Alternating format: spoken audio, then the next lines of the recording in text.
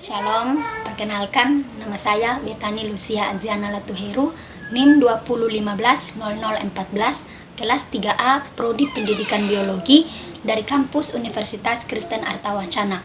Di sini saya akan membawakan materi dengan judul mutasi DNA atau genetik guna memenuhi tugas ujian akhir semester dari mata kuliah Biologi Sel dan Molekular.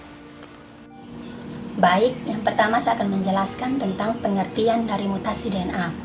Mutasi DNA merupakan perubahan urutan nukleotida atau basa nitrogen pada DNA yang seringkali terjadi selama replikasi atau rekombinasi.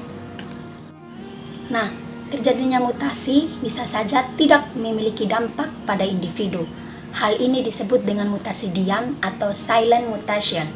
Kondisi ini terjadi apabila DNA yang mengalami mutasi menghasilkan kodon yang membentuk asam amino yang sama pada individu normal karena satu asam amino dapat terbentuk dari beberapa kodon yang berbeda.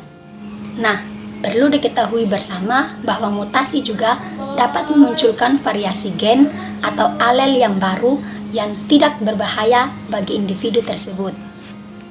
Perlu diketahui bersama bahwa mutasi DNA dapat disebabkan oleh beberapa faktor, di antaranya yaitu pada proses replikasi atau rekombinasi DNA, adanya kerusakan DNA yang disebabkan senyawa kimia atau radiasi seperti sinar gamma, sinar X, atau sinar UV.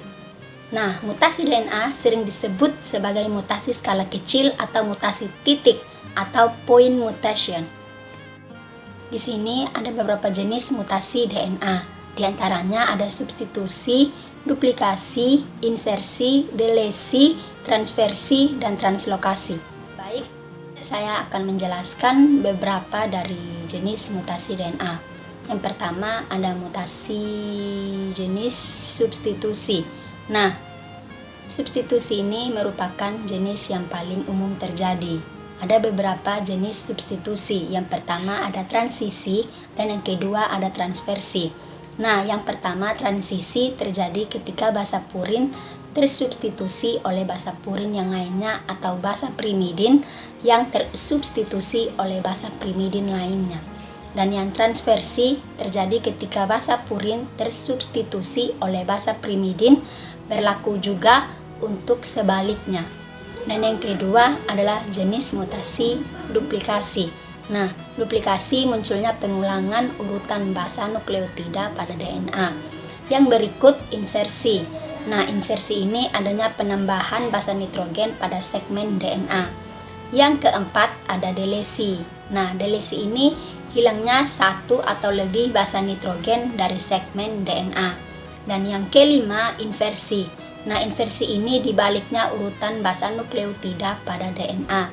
Dan yang terakhir translokasi, bertukarnya urutan basa nukleotida dari satu molekul DNA ke molekul DNA lain. Ya, mungkin teman-teman dan ibu dosen bisa melihat gambar dari jenis-jenis mutasi DNA di atas. Mungkin ini saja materi yang dapat saya presentasikan. Sekian dan terima kasih. Shalom.